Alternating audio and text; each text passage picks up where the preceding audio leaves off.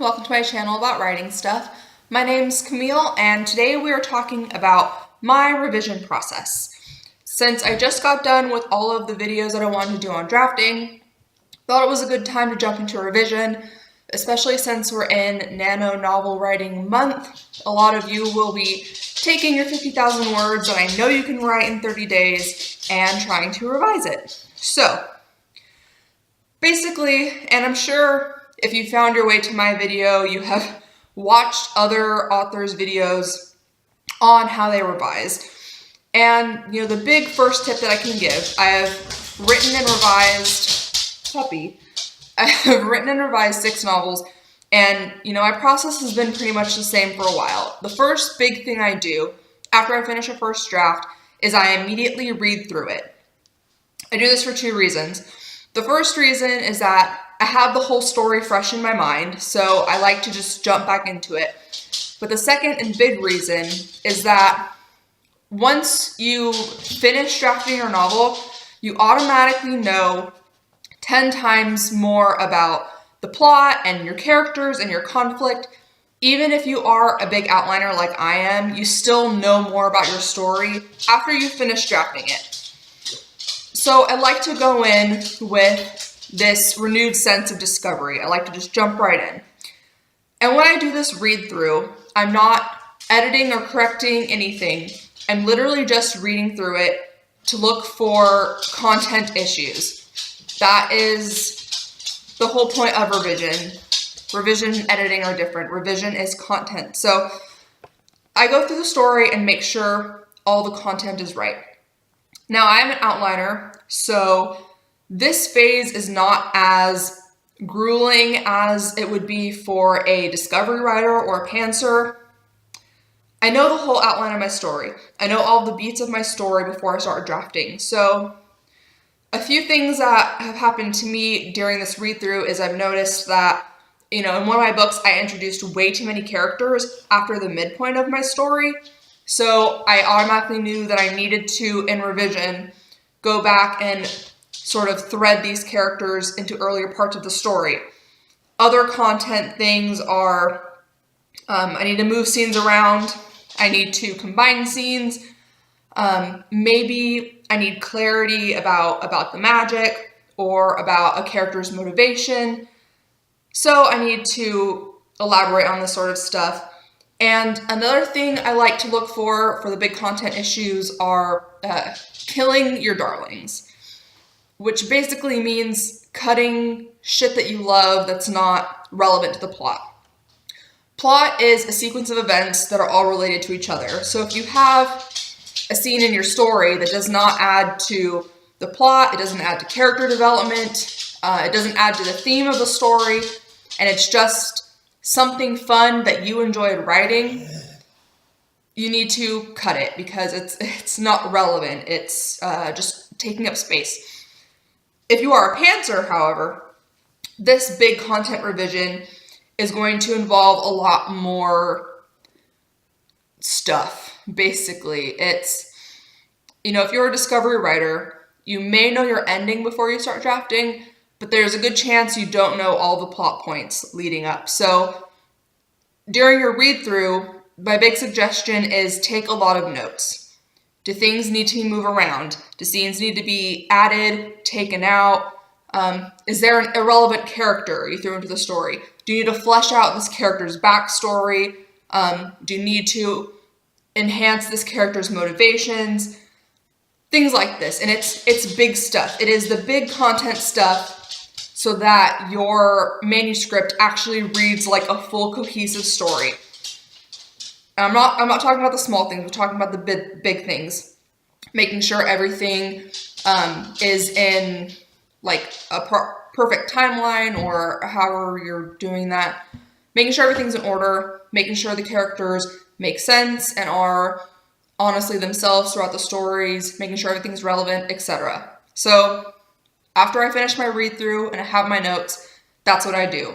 I do my big content edit. Next, I do another read through, and this time it's the small content edit. It is the, let's see. So all the big pieces are there. It is a full cohesive story. But there are other aspects to a story besides plot, setting, and character. You know, I take care of plot, setting, and character during my big first content revision. The second small content revision is things like pacing.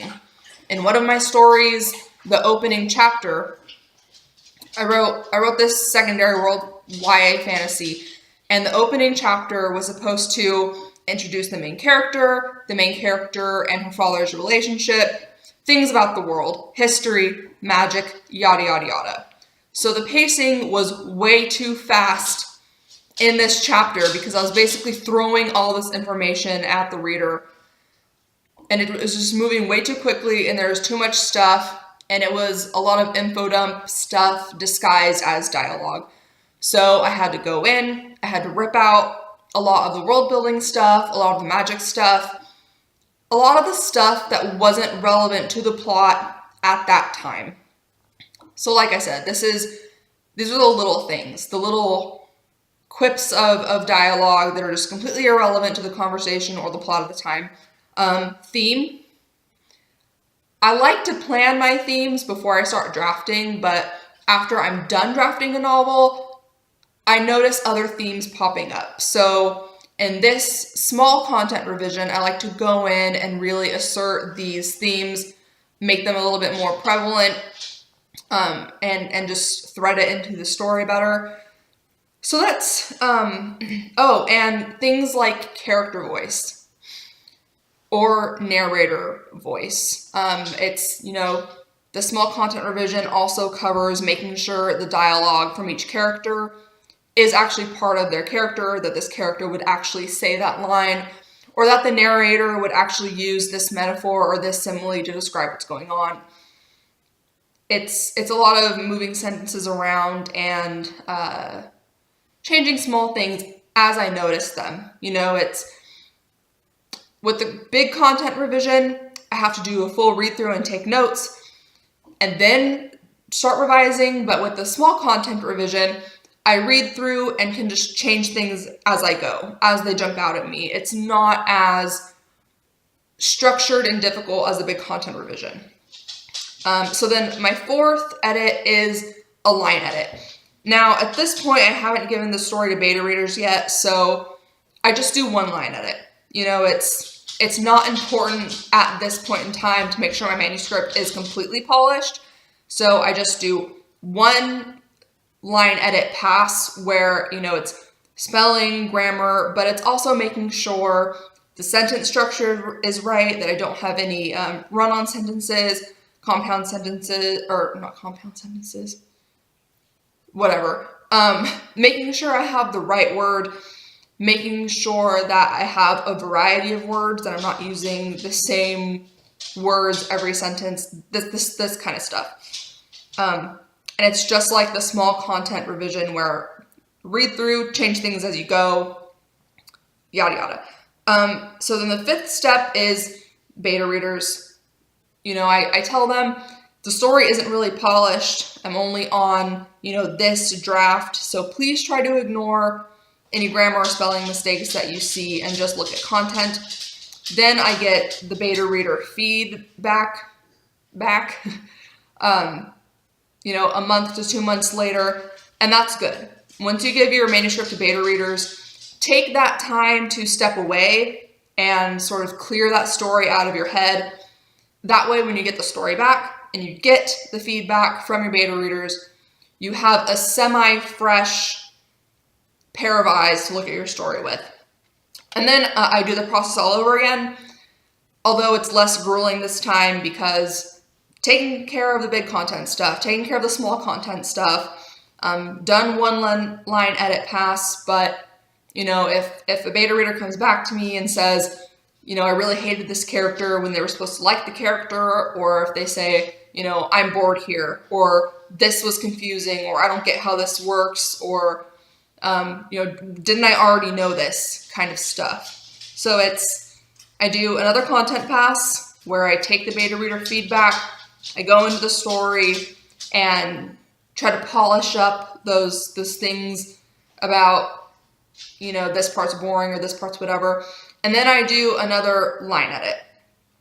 And at that point, since I'm not self-publishing, then I start doing my query stuff, which next week I'll talk about query letters. I'm super excited because I hate writing query letters, but I'm decent at it. So, but yeah, if you are planning on going the traditional publishing route, you do not need to get your manuscript professionally edited.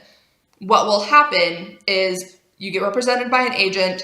Hopefully your agent sells your manuscript to a publishing house, and at the publishing house, you will be assigned an editor, or an editor will essentially take on your manuscript, and that will be your professional edit. The editor at your publishing house will help you with content edits, line edits, everything. So if you're planning on being traditionally published, you do not need to get your manuscript professionally published before you query. You don't need to pay for that money. All that stuff is free once you sell your manuscript to a publisher.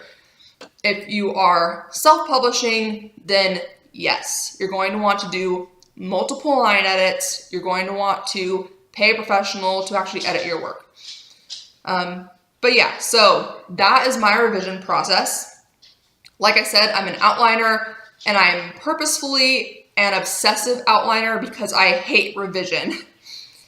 But honestly, if you do, 3 different passes, if you do a big content revision for the plot stuff and the setting stuff and the character stuff, and then you do a small content revision for things like theme and pacing and voice, and then you do a line edit, you're pretty much good to go.